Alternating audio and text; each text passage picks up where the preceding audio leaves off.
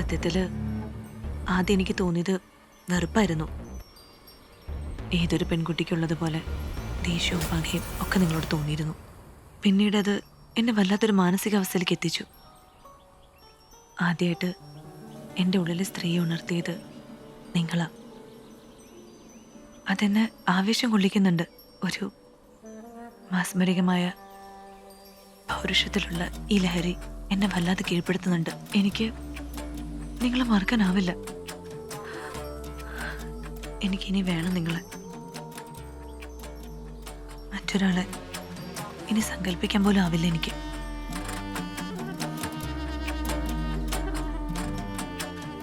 അന്ന് എന്നോട് എന്താ പറഞ്ഞ?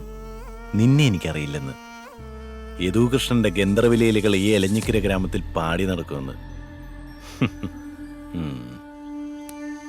ഏത് പന്തയത്തിനും ഞാൻ ജയിച്ചിട്ടേ ഉള്ളൂ.